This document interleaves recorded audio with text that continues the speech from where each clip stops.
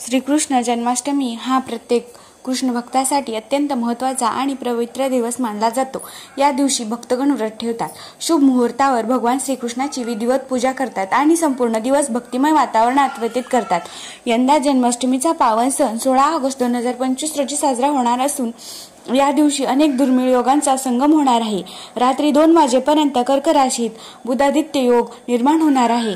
त्याचबरोबर सकाळी 11:43 चंद्रदेव आपल्या उच्च राशीत म्हणजेच वृषभ राशीत प्रवेश करणार आहेत। विशेष म्हणजे त्याच रात्री 2 वाजता सूर्यदेव स्वतःच्या स्वराशीत प्रवेश करणार आहेत। याशिवाय सकाळी 7:21 वृद्धी योग राहील आणि त्यानंतर ध्रुव योग लागू होईल। या शुभ योगांचा थेट परिणाम काही राशींवर दिसून येणार आहे।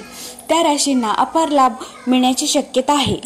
पहिली रास कन्या राशी। या वर्षीची जन्माष्टमी कन्या राशीच्या लोकांसाठी सुवर्ण संधी घेऊन येणार आहे। भगवान श्रीकृष्णाची तुमच्यावर विशेष कृपा राहणार आहे। हातातील कामांमध्ये मोठे यश मिळण्याची शक्यता आहे। तुम्हाला तुमच्या कामाच्या ठिकाणी चांगले परिणाम दिसून येतात। व्यवसायात वाढ होईल, नवीन करार जुळतील आणि अचानक धनलाभाचे योग तयार होतील। प्रेम जीवनातही आनंदाची फुले उमलतील। धनु राशीच्या लोकांसाठी हा दिवस करिअरमध्ये झेप घेणारा ठरणार आहे। जुनी अडकलेली कामे मार्गी लागणार आहेत। पूर्वी केलेल्या गुंतवणुकीतून चांगला नफा मिळू शकतो। आर्थिक स्थितीत सुधारणा होऊ शकते। उच्च शिक्षण घेणाऱ्या विद्यार्थ्यांना चांगली बातमी मिळू शकते। प्रतिष्ठा व मान सन्मान वाढू शकतो। नवीन कामाची सुरुवात करण्यासाठीही हा उत्तम काळ असेल। कुंभ राशीच्या लोकांना नोकरीत उल्लेखनीय यश मिळू शकते। इच्छित नोकरीची संधी मिळू शकते। बढतीचेही योग आहेत।